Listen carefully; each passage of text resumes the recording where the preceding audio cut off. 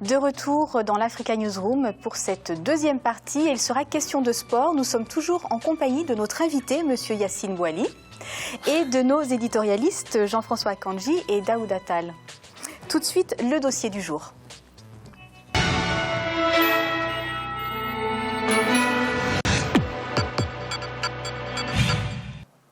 Les yeux rivés vers les Jeux Olympiques de Rio de Janeiro au Brésil. La Guinée notamment va y participer. Elle présentera 4 sportifs. Alors comment se préparent-ils? Quels moyens sont mis à leur disposition? Élément de réponse dans ce reportage d'Emmanuel Milimono, notre correspondant en Guinée. La République de Guinée en marche vers les Jeux Olympiques de Rio de Janeiro 2016.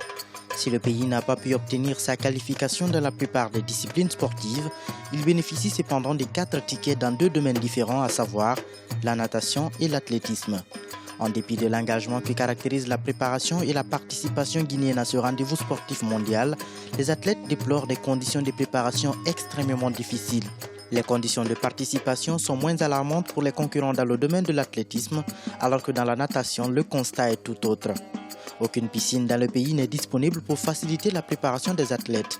Pourtant, l'un des défis qui s'oppose aux athlètes est de pouvoir décrocher des médailles en atteignant de hauts niveaux dans la compétition. Comment la Guinée peut-elle assurer une bonne participation à ces Jeux Olympiques? Quelles sont les infrastructures existantes dans le pays?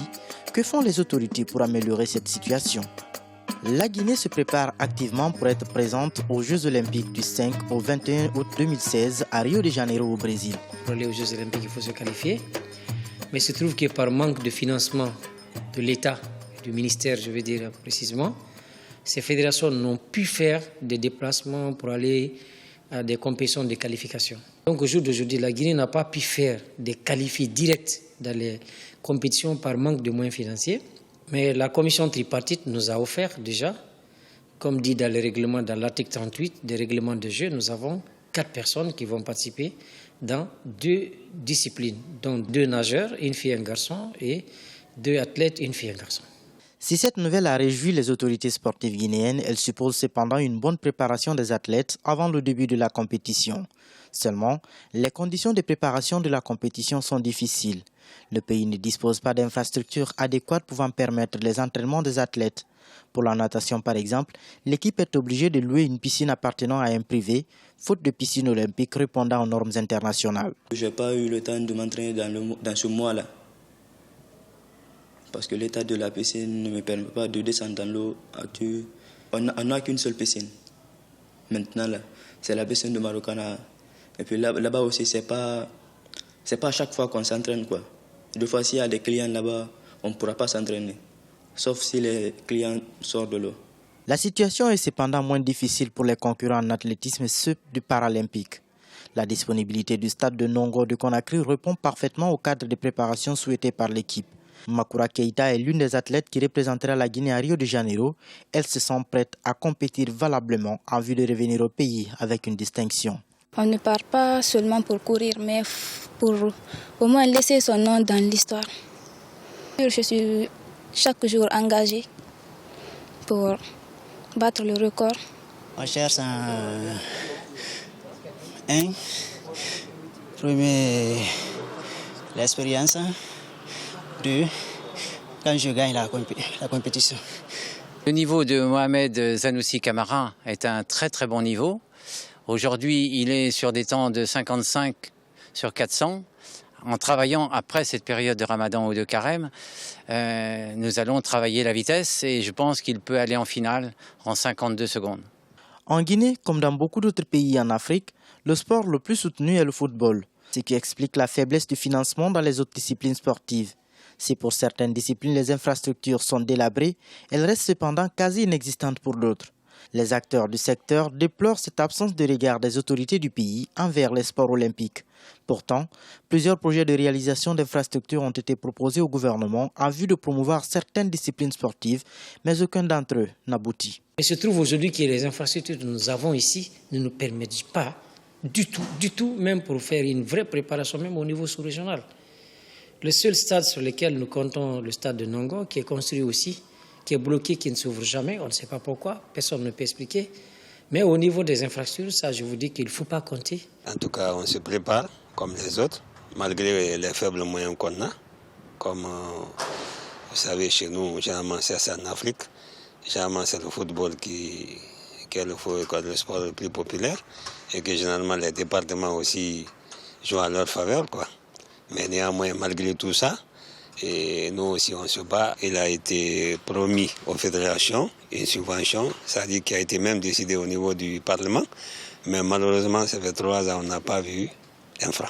Outre l'athlétisme et la natation, la Guinée va également faire sa prestation dans le domaine paralympique. C'est la première fois que le pays se qualifie pour les Jeux olympiques dans cette discipline, preuve que des efforts ont été fournis pour promouvoir les sports au niveau des personnes vivant avec un handicap. Mais là également, le soutien des autorités sportives du pays se fait toujours attendre, ne serait-ce que pour assurer le déplacement des athlètes pour la capitale brésilienne. Même si vous avez des athlètes qualifiés aujourd'hui, il faut trouver vraiment des moyens pour les envoyer ailleurs pour aller se former par manque d'infrastructures. Donc c'est vraiment difficile, c'est un souci majeur pour toutes les fédérations aujourd'hui, pas seulement pour handisport, mais particulièrement handisport puisque ça regorge des personnes très sensibles, des personnes handicapées. Donc nous avons des mobilités très réduites, donc c'est encore un plus pour nous. La participation guinéenne aux Jeux olympiques de Rio ne suscite pas tout à fait l'engouement nécessaire au sein des populations, ce qui pourrait d'ailleurs expliquer à certains égards le manque de soutien ou l'insuffisance des moyens mobilisés en vue de non seulement permettre aux athlètes de se rendre au Brésil, mais surtout de leur assurer des conditions de préparation minimales. Dans les conditions normales, nous comptons sur l'État comme toujours. C'est l'État qui finance un peu la délégation parce que les Jeux olympiques, c'est une question de souveraineté. Alors, si les drapeaux de 208 pays flottent là-bas avec les gens et la Guinée n'est pas là-bas, imaginez-vous ce qui va se passer. Donc nous avons fait le nécessaire en ce qui nous concerne. Nous avons fait la documentation, nous avons déposé au niveau du ministère des Sports et nous attendons la suite. La Guinée est en phase d'organiser la Coupe d'Afrique 2023. Je crois à la faveur de ça, il y aura beaucoup plus d'infrastructures qui pourra nous favoriser dans le futur. Soucieux de signer une participation exemplaire à ces Jeux olympiques, les athlètes guinéens sont guidés par un engagement psychologique qui comble le vide laissé par le manque de moyens et l'absence d'infrastructures. Dans ce contexte de préparation difficile, ils ont cependant à cœur de revenir au pays avec des médailles dans les différentes disciplines auxquelles ils participeront. Tant en athlétisme qu'en natation ou paralympique, les sportifs guinéens ont à cœur la défense des couleurs nationales. Mais les conditions d'entraînement représentent un sérieux handicap à la préparation des athlètes. Monsieur Bouali, on constate donc les difficultés des sportifs guinéens, mais à moins de 2 mois finalement des JO. Est-ce qu'il n'est pas trop tard pour soulever toutes ces anomalies? C'est trop tard, bien sûr que c'est trop tard. Les Jeux Olympiques, c'est chaque 4 ans. Donc si on a vraiment envie de faire une participation honorable aux Jeux Olympiques, c'est au bout de ces 4 ans qu'on se prépare. Quand on voit au stade d'entraînement, M. René Vaudio, qui il est directeur d'une maternité à Mototo, donc il est entraîneur bénévole. Comment voulez-vous, avec un entraîneur bénévole, on peut aller faire du bon résultat aux Jeux Olympiques tout en sachant que c'est les meilleurs athlètes au monde qui arrivent. Ils arrivent dans les meilleures conditions possibles. Il y a des athlètes, par exemple dans l'athlétisme, qui se préparent pendant 4 ans pour uniquement être au top aux Jeux Olympiques. Et là, au bout d'1 mois, ils ne savent même pas s'ils vont y aller. Leurs dossiers sont déposés au niveau du ministère de la Jeunesse et des Sports pour voyager, pour les prendre en charge. La billetterie pour les Paralympiques n'est même pas encore assurée. Comment voulez-vous faire des résultats? On peut faire de la rhétorique, mais réellement, c'est participer uniquement pour participer. Daouda, vous partagez cet avis. On voit notamment dans ce reportage un nageur qui n'a pas de piscine pour s'entraîner. Est-ce qu'il ne vaudrait pas finalement avoir une bonne préparation et aller seulement au JO, la tête haute, si je puis dire, puisqu'on parle de souveraineté d'un pays, la tête haute est préparée pour y participer vraiment pleinement? Bon, je suis d'accord vis-à-vis de toutes ces difficultés, mais je pense aussi que... Mais est-ce qu'il faut se retenir avant d'être prêt? Non, moi je crois pas. Je crois qu'on peut y aller avec les moyens du bord aussi. C'est du sport, après tout. Il ne faut pas prendre la chose non plus. Je veux dire, la participation de la Guinée, même si c'est une participation faible, passable, ne peut pas porter atteinte à l'image du pays. Il faut déjà participer. Il y a d'autres qui ne participent pas. On peut participer, mais il ne faut pas avoir aussi des rêves démesurés. Oui, aujourd'hui, ils ne doivent leur participation qu'à l'article 38 des Jeux Olympiques, qui permettent à chaque nation de pouvoir présenter 4 athlètes. Donc, oui, non, je suis d'accord là-dessus, mais quand même, je pense que, le diagnostic, il est fait, on le sait, hein, on a vu le reportage, il n'y a pas de piscine, etc. Il faut louer une piscine, ou qu'on vous prête une piscine pour vous préparer, ça pose problème. Mais de là à dire, on se met à terre, on fait rien, je ne suis pas d'accord, excusez-moi d'être un petit peu positif. Ce n'est pas de ne rien faire. Comment, quand on sait qu'on n'a pas de piscine, quand on a le droit à 4 athlètes et quand on fait le choix sur la natation. C'est la responsabilité des autorités d'aider ces sportifs, ça c'est une évidence. Et je pense aussi qu'il y a une part de responsabilité de la part du Comité national olympique et sportif guinéen. Est-ce qu'on lui en donne les moyens? Oui, on lui en donne les moyens. Non, ça se voit. Par contre, ce comité peut aussi prendre les devants. Se créer les moyens. Voilà, je pense que c'est des structures qui peuvent recevoir des subventions, qui peuvent aller à la recherche. C'est là où doit intervenir la jeunesse et la compétence intellectuelle dans le domaine du marketing. Et vous avez 4 ans pour préparer des JO. Voilà.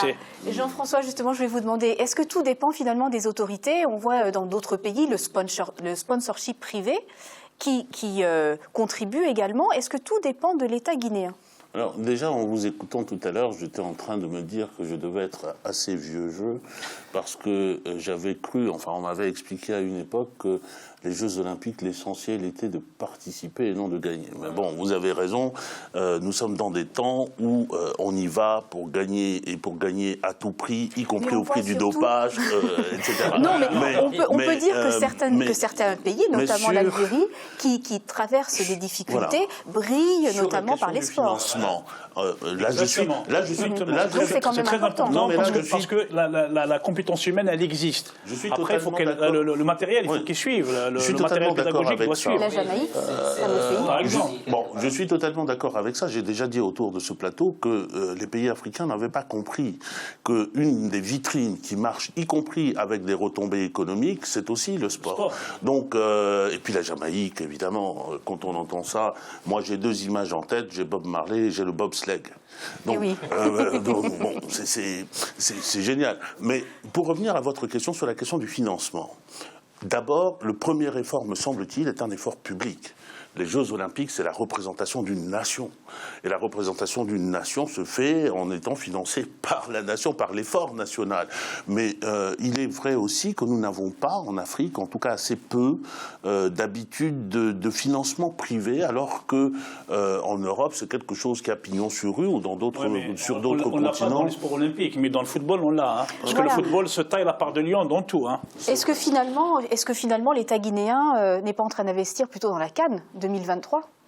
Oui, mais la CAN 2023 est encore très loin. Donc, mais on parle déjà de construction d'infrastructures et qui pourraient éventuellement bénéficier à ces athlètes. Ouais, mais est-ce qu'on n'est pas dans un schéma? Si on fait la CAN, ça va bénéficier toujours au même sport qui est le football. À un degré moindre qui est l'athlétisme. Oui, c'est l'athlétisme. Mais quand quelqu'un il veut nager, voilà, il y a un nageur, ils ont inscrit sur la liste des participants 2 athlètes de natation. Mais ils n'ont même pas de lieu pour s'entraîner. C'est pas normal. Il y a quelque chose qui n'est pas. Il y a quelque chose également qui est ressorti. Excusez-moi de vous interrompre dans ce reportage. C'est le peu d'engouement, en tout cas pour ces JO. Est-ce que finalement, dans nos pays, en Afrique, on a plus tendance à suivre les compétitions nationales ou bien entendu la CAN? Non, mais de toute façon, en Afrique, il faut gagner. Ensuite, vous avez la masse. Hein. C'est pas l'inverse. Je veux dire, il y a eu quelques athlètes qui ont suscité l'engouement de la jeunesse. Bon, là, c'est pas l'Afrique, mais Jean-François a rappelé la Jamaïque. Il y a d'autres athlètes aussi. C'est-à-dire qu'il faut que ça marche, il faut montrer un effort national pour que la jeunesse suive. Et c'est vrai que... Je ne suis pas d'accord avec vous. Attendez, je termine. Oui, je vous laisse finir. Voilà, merci. C'est-à-dire que ça marche aussi comme ça, même dans le foot. Quand vous êtes éliminé dans les CAN successivement, à chaque fois au premier tour, vous allez perdre du public, c'est une évidence. Vous allez au stade, c'est pas rempli. Moi, je prends l'exemple de mon pays. Dans les années 2000... Finalement, est-ce qu'il ne faut pas s'assurer de former des bons athlètes, des bons sportifs et les présenter et vraiment relever le nez? À mon avis, nous avons un problème qui est plus fondamental que ça. C'est celui de considérer que certains efforts que nous faisons dans la vie ordinaire, y compris en travaillant, ont la qualité de sport. Nous avons des nageurs qui nagent dans les fleuves, dans la mer, etc. Mais nous n'avons pas nous n'avons pas cette idée de nous dire, mais ça, en soi, cet effort en soi est un effort. Le valoriser. Et ça va plus loin que ça, parce que aux Jeux Olympiques, vous avez à chaque Jeux Olympiques de nouveaux sports. Mais ils sont toujours apportés par les autres, pas par nous. Parce que nous considérons que ce que nous sommes en train de faire n'a pas de valeur en soi. L'effort a la valeur dans le cadre de l'activité qu'on fait. Par exemple, en plus en Afrique, il y a des sports qui sont ancestraux. Voilà, on prend la lutte qui se pratique au Sénégal. Oui. C'est un sport qui, c'est vraiment, il est porté, il pourrait devenir un sport olympique. Pour revenir, pour lui répondre, l'exemple de l'Algérie, quand on a formé les champions olympiques Morcelé et Boulmarka, ça a été une politique de formation, d'investissement sur des compétences locales. Ce sont des entraîneurs algériens qui ont formé, ils ont tracé un plan de travail qui a duré pendant 10 ans et qui a produit, pas uniquement eux, c'est parce que ça a été les 2 champions olympiques, mais derrière, il y a eu une génération d'athlètes qui pouvaient rivaliser avec les autres. Mais pour revenir à ce que tu disais tout à l'heure, c'est que là, en Afrique, il faut attendre le résultat pour investir. Non, j'ai pas dit ça. C'est ce que vous avez dit. Pour que le public suive, il faut un minimum de résultats. Ça ne veut pas dire qu'il faut attendre les résultats pour que l'État investisse. Je n'ai jamais dit ça. Pour moi, c'est la responsabilité de l'État. Il y a une différence dans les deux affirmations. C'est la responsabilité de l'État et ça, on ne peut pas l'écarter. L'État guinéen a le devoir d'aider ces sportifs-là. Ça, c'est clair et net. En tout cas, il y a quand même quelque chose de très positif à mentionner. C'est le fait qu'on voit de plus en plus d'athlètes paralympiques. Il y a quand même donc un effort qui est fait pour s'adapter à ces nouveaux sports. Oui, et qui est très, très heureux. Et qui est très heureux au niveau de la société dans son ensemble. Parce que dans les sociétés africaines, il y a un problème avec le handicap. Ils sont souvent marginalisés. Voilà. Et que le sport paralympique commence à bénéficier des lumières de la rampe, je pense que c'est une excellente chose. Juste pour revenir à vous, pour le paralympique, il faut savoir que l'Afrique a régné pendant de longues années sur les épreuves reines de l'athlétisme, les 100 et 200 mètres. Il vient de décider, le champion olympique algérien Mohamed Alak, il a été, si je me rappelle, je ne sais pas combien de fois champion du monde et champion olympique. Donc ça veut dire que il y a même les handicapés en Afrique, c'est-à-dire si on leur donne la possibilité de la pratique sportive, peuvent hisser très haut les drapeaux de leur nation. Donc c'est une tranche de population à laquelle il faut s'intéresser de près. En parlant de très haut, on ne peut pas ne pas finir sur une bonne note quand même. La devise des Jeux Olympiques, c'est quoi? Plus haut, plus vite, enfin plus fort. Plus vite, plus haut, plus fort. Dans l'ordre. J'ai envie de dire. Et je pense qu'on peut aussi encourager, même avec peu de moyens, ces Guinéens, en espérant qu'ils soient le porte-drapeau d'une certaine Afrique. Voilà. Et c'est presque la même devise que nous allons adopter pour cette ANR. Si on revenait aux années 70, il faut savoir que les Jeux Olympiques, c'était le continent africain qui était représenté. Ce n'était pas les nations, c'était le continent africain.